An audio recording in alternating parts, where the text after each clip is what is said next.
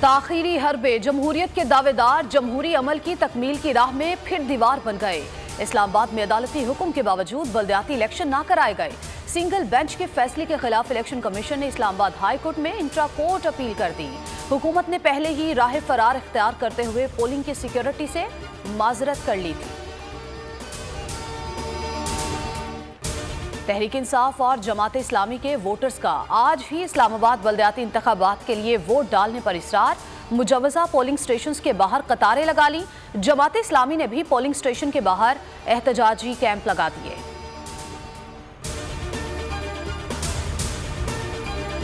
तहरीक इंसाफ के बल्दियाती उम्मीदवार Islamabad high court पहुंच गए। वाज़ेह अदालती हुक्म के बावजूद बल्दियाती इलेक्शन से इनकार पर इलेक्शन कमीशन के खिलाफ सख्त कार्रवाई का मुतालबा।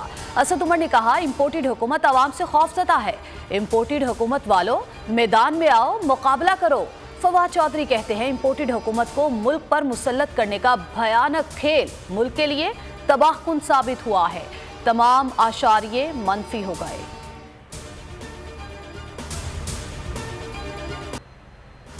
इलेक्शन कमीशन करप्ट टोले के साथ मिला हुआ है। इलेक्शन कमीशन इन चोरों की हिमायत करके जमहूरियत के खिलाफ फैसले करता है।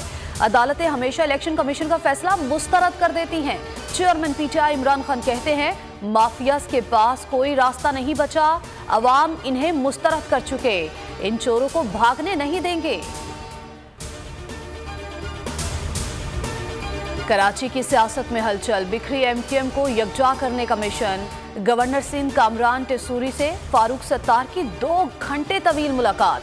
एमक्यूएम में वापसी के हवाले से गुफ्तगू।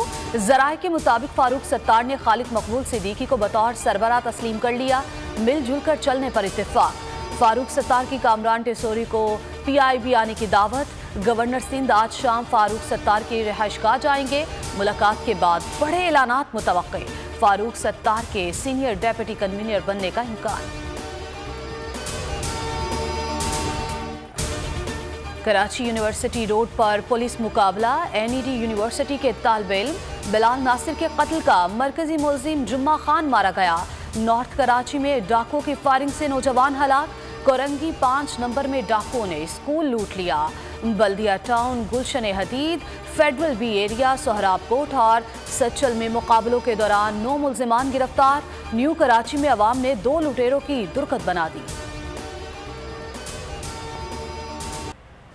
मुल्क भर में सर्दी का राज, पहाड़ों पर बर्फबारी। मरी में हर सू चांदी बिखर गई। सयाहों का रश, मौज मस्तियां अरूज पर। बर्फबारी से कागान, नारान और शुगरान समेत दीगर बलाई इलाकों का भी हुस्न दुबाला हो गया। पंजाब के मैदानी इलाकों में धुंध के डेरे। मोटरवे के मुख्तलिफ सेक्शंस ट्रैफिक के लिए बंद। 2022 को अलविदा कहने का दिन। मुल्क भर में रवा साल का आखिरी सूरज तुलू। नए साल की आमद पर CVO खुला रहेगा। कराची और इस्लामाबाद में आज शाम से कल तक मोटरसाइकिल की डबल सवारी पर पाबंदी आई। और 2022 बोल का साल। बोल ने रेटिंग और व्यूज के तमाम रिकॉर्ड्स तोड़ दिए। टीवी और सोशल मीडिया पर सबको बहुत पीछे छोड़ दिया। सियासी मामलात से सैलाब तक सबसे बड़ी कवरेज दी। हर इवेंट को हर एंगल से कवर किया। महंगाई, जराइम और जुल्म के खिलाफ भी बोल अवाम की आवाज बना रहा। शहरियों के मसाइल को ऐवानों तक पहुंचाया और अपनी तवाना आवाज से असेंबलियों को हिलाया।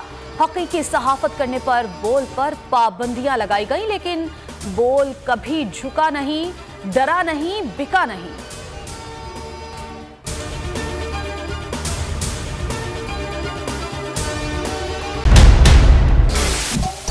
सबसे बड़े चैनल बोल न्यूज के एंकर मखदूम शहाबुद्दीन के प्रोग्राम अब बात होगी ने रेटिंग के तमाम रिकॉर्ड्स तोड़ दिए। मैं हूं मखदूम शहाबुद्दीन और आप देख रहे हैं अब बात होगी। 46% नाजरीन ने बोल न्यूज को देखा। सोशल मीडिया पर भी सबने ज्यादा देखा।